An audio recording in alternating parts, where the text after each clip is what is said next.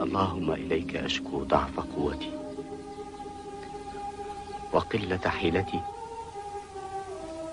وهواني على الناس يا أرحم الراحمين. أنت رب المستضعفين وأنت ربي.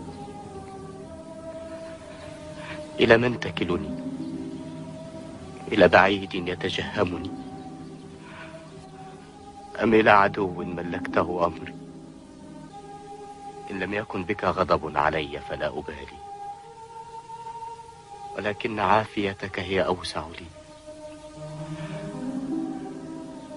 أعوذ بنور وجهك الذي أشرقت له الظلمات وصلح عليه أمر الدنيا والآخرة